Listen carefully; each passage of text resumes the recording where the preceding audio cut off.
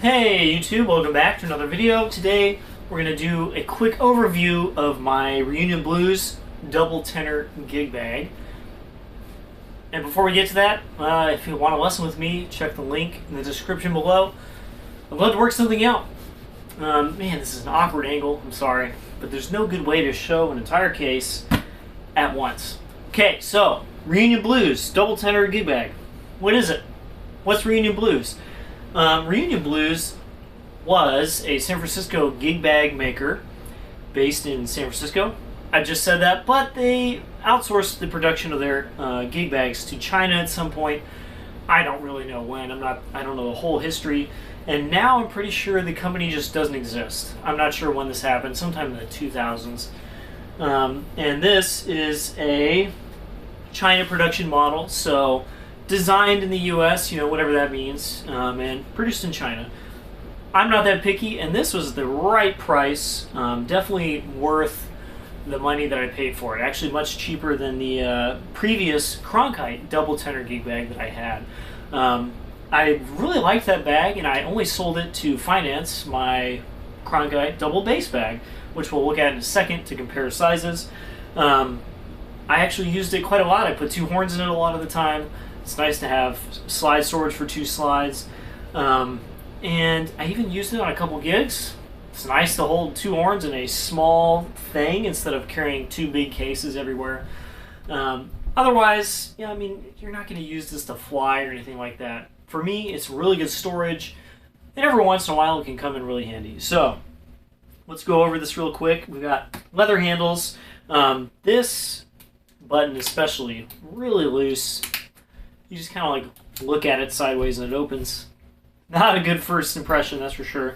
The leather on these, it feels like C grade leather. Like, I think it's real, and it's aging like it's real, which is good. It's not just vinyl or something, but it doesn't really feel great. We'll look at the leather on my Cronkite bag in a second here, but this just, it doesn't do it. One nice thing though is that we have double zippers instead of the single that's on all the Cronkite and Superfine bags. It's really annoying to just have the one zipper at the end that you constantly have to go all the way open, all the way over there. I do prefer to have 2.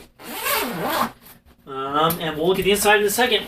Getting ahead of myself. So, on the outside we got backpack strap thing, and on the back, really cool feature of this that's not on Cronkite bags is the backpack straps are in here. Permanently attached, but we have a nice zipper cover all the way down the back that keeps them out of the way if you're not backpacking it around. And honestly, most of the time, I'm not backpacking it around. It's just for storage, so I can just zip them up, put them away, and I don't have backpack straps just dangling all over the place. Especially on bags like this, where they're not removable, they're sewn into the back of the bag. I just have them put away. And on this side we have leather medallion with the logo on it. Let's look inside finally. So inside we've got 2 entire instruments. I got my 16M and my 42. Take my horns out, and I did just dent my 16M. Nice big old bell dent. Gonna get that fixed. Just a bit of a boneheaded move. Trombone-headed move. I just dropped it. Dumb thing to do. We got a little bell gusset right here. Double side case, of course, with the wood insert in the middle, foam on the outside, and I keep the slide tenons / mouthpiece receivers on this end, because when you put the bag on its end, that means all the stuff drains out of this end, and you're not getting water buildup in your slides. And then we have 42B. And interestingly enough, in the Cronkite cases, the other bell gusset, the gusset's just like a wood circle with foam on it to keep the bell from getting crunched. The other bell gusset is also removable. And in Cronkite's, this does not flex. It's just built into the end of the case. But in this one, you get 2 bell gussets, which is a bit silly because this one, the larger one, which is actually like 9.5 inches or even larger, only fits on this end of the case. So why make it removable when you could just leave it there and just have it sewn in? I'm not exactly sure.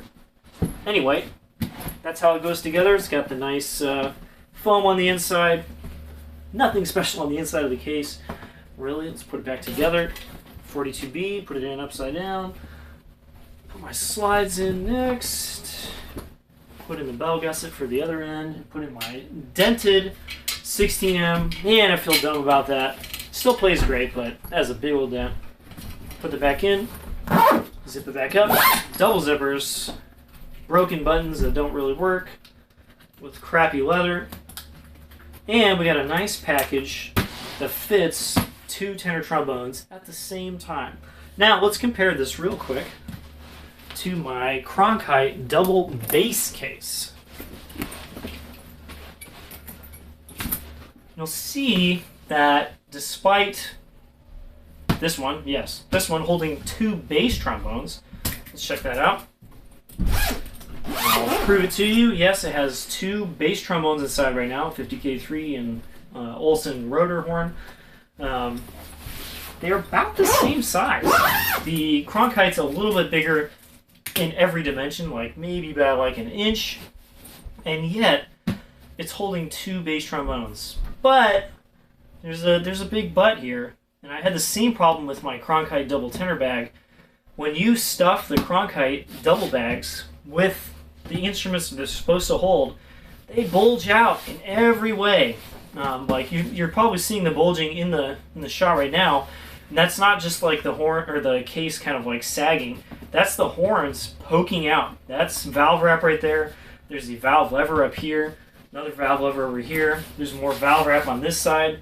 So instead of it holding its square shape and kind of having some space between the instrument and the case, you're right up against the instrument with the Cronkite. There's padding, of course, but there's only like that much. So the Cronkite is probably a little bit smaller than it should be to hold the instruments that it does. And I had the same problem with the double tenor case when I had that. It was much smaller than this, but everything poked out if you put it in. So yeah, they're about the same size, but this, honestly, I'm a little happier with how the horns fit inside. It's a little less cramped to get them in and out as well. Build quality-wise, the Cronkite is just clearly superior.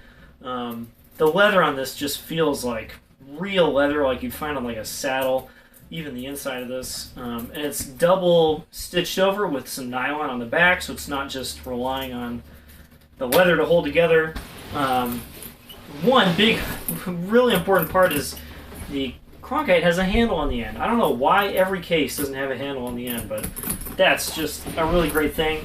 Of course, Cronkite does not have hideable backpack straps. These ones aren't super long, so it's not a huge deal, but I do wish I could like take them off or put them away. And of course, the outer material on the Reunion Blues, honestly, it feels like they got it from the same people that give it to ProTech. And, you know, ProTechs are nice cases for the money, but they're not nice cases. They're cheap cases, and this feels like cheap stuff. This is really nice material, really nice color, obviously. Definitely feels more premium, except for all the bulging. This, it feels like a nice ProTech gig bag. Let's check it out compared to a friend. So this is a borrowed, this is the case that 50K3 goes in, Reunion Blues leather gig bag. This is also made in China. It's basically the same thing, except it holds 1 bass trombone instead of 2 tenor trombones. It's got the same kind of leather. This stuff is aged actually a little bit better, but it still doesn't feel great.